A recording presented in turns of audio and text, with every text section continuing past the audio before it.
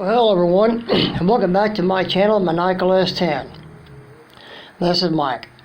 Okay, today, because of what is going to fall apart tomorrow, hope everyone's staying safe and healthy, and turn those wrenches. Now today, out in the shop, in the garage, and driveway, to show you what I've done with the hub nuts for the back of my 010 Aveo. I went to LQK in Sharonville and bought two CV axle nuts, which don't have the washer made to it like this one does for the rear hub. So while I was at the junkyard, I took two of these off. That looked better than what mine does for the back, which, as you can see the difference, pretty much off and on and beat up, but not because of me, but I decided to change them out. I greased the bearings, that way I don't have to worry about them hopefully going out. Every 2 years I re-grease my hub bearings. So what I done, I took off two of the CV axle nuts off of an 010, 09 to 011 Chevy Aveo, as I said, LQK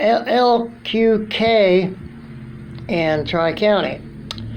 I wanted to see if these nuts interchange, being it's metric thread, and the only place you can get these nuts that are actually made for the rear hub spindle, no auto stores, eBay, no one I could find had these nuts or could order them. Dealership only, and they're out the door approximately $5 each, and they're a stock item. I didn't want to go that route. I already had these, I just wanted to get the price. So I took the CV axle nut, put it on the rear hub spindle, perfect fit other than without the washer. So as you can see,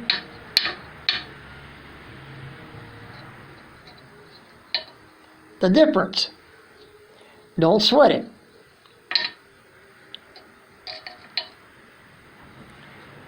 So in my shop, I've got all kinds of spare parts and materials. Well, mostly spare parts, to some degree. Okay, these aftermarket washers, as you can see, I took an air caliper and mic'd them. They come out perfect. So what I've done, I modified the washers I had to go over the spindle, to the nut, and there you are. Perfect fit. So since this in here is pretty much mangled, but I threw it all back out with my tools, which are a tie riding fork got at the flea market, Treasure Isle, where I get most of my stuff. That's the main flea market I go to in Monroe, Ohio. Cut the fork off since it was messed up, and a snap-on handle for flex head, and you can change heads on it. Got that at the Cars and Parts Swap Meet Car Show in Springfield, Ohio, a couple of years ago. So between both these rods, I can re-flare that collar that you lock the nut on the hub spindle with. So here's how this goes, and this can go either way.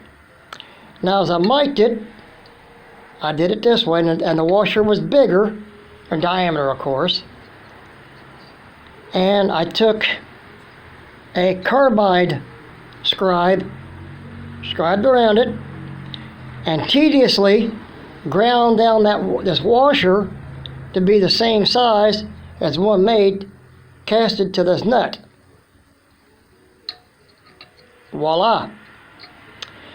Then I took a step bit and stepped it up a couple of notches just to fit over the hub nut, or excuse me, hub spindle. So here we go out to the car and show you how I do this. I'm one-handed, so as of course. So bear with me, and here we go.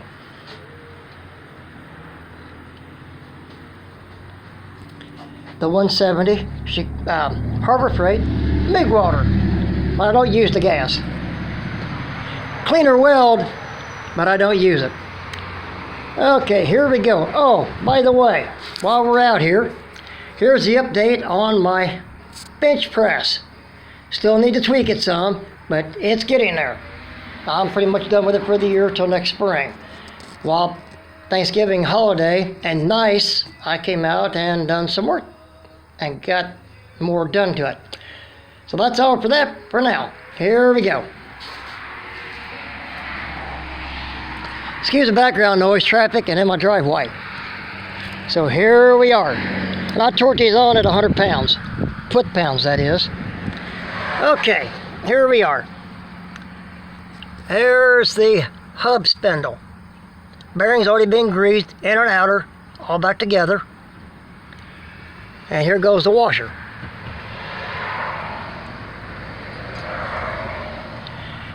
Always be safe. And jack stands. Plus the jack's still under, but it's not touching it. Keeps the stress off the hydraulics. And there goes the washer.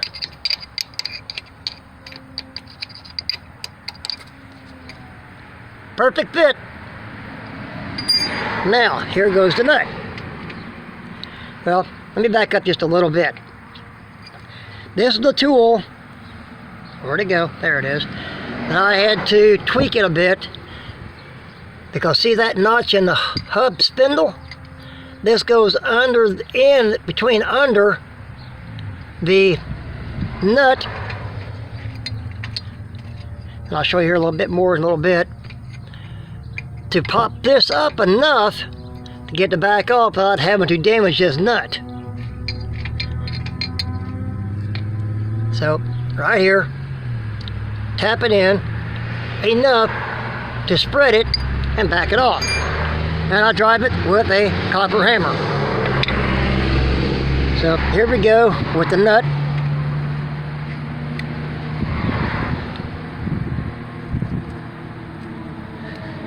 Okay, I'm going to try this. Whoops. One-handed, of course.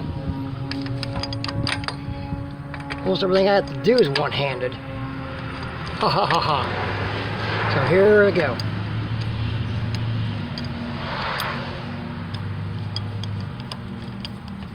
So give me a second and I'll show you. Now, it's not torqued, but it's on snug. As soon as this focuses, I'm on focus. We don't have all day at this. Anyway, as it's hopefully going to focus, this spreads right there so you can reuse the nut if you all decide to keep these bearings greased, which I do, as you know. If you don't, you just decide to replace them or replace the hub, that's up to you, but it's going to be more costly, but less time consuming. But most guys will take the 1.25" socket, just back that nut off, what damage it does to the nut, replace the nut, and go on. I just do it this way. This is my way of doing it. So give me a second, we'll get it torqued on and all back together. Okay, torque wrench, Craftsman, and it's a foot-pound Newton meter, but I go by foot-pounds. And here is the socket, 1/2" drive, and let me get this around where we can see it better, hopefully. Let me get some light. Hopefully this will work better. Well, then maybe not.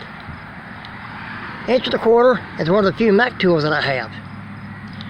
$3 at the same flea market. I got lucky.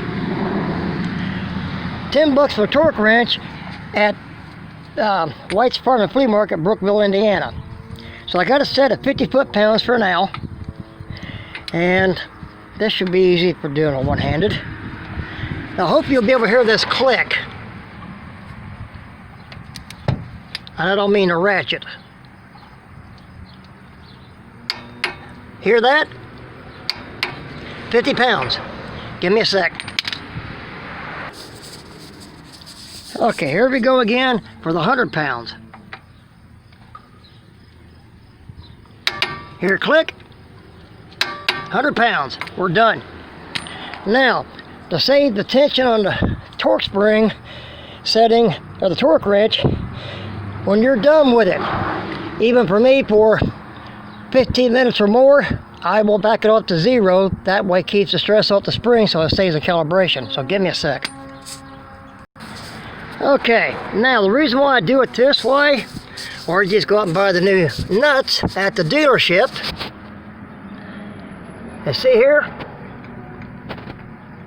that's actually virgin metal locking lip for the nut. It's all new virgin right here. It's never been locked in.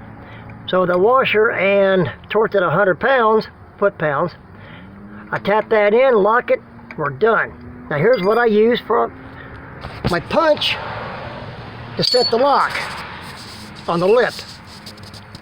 And it don't take much to do it.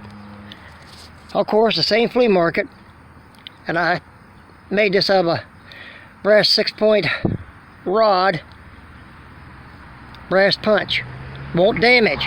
It'll dent mild steel, and I mean mild steel, to not damage the metal and just dent it to lock it. Now this is it's a strategy to do this. Give me a second and I'll be right back. As you tap it with the copper hammer that I use, or like I use, or whatever you decide to use it with, could be rubber or something, but hard rubber, basic hammer. I just have a copper hammer to do it with, and brass. See the dimple? This thing focuses. There we go. It's locked, and it's good. Greased, and good for another 2 years, or maybe more, depending on what I feel like. I'm gonna grease the bearings. Because one went out on me, driver's side, 5-6 years ago, at about 100,000. This is the OEM setup, except the nut washer, at 141,000, and still going strong for the bearings being greased. Yep. And she rolls like a dream. So that's all for now. So y'all have a go. Stay safe, stay healthy, and like, subscribe, notification, spread the word. Hope you enjoyed and learned, entertained, and if there's anything I can help you with that I can't help you with, let me know. Have a great one, y'all. Thanks a lot. Bye.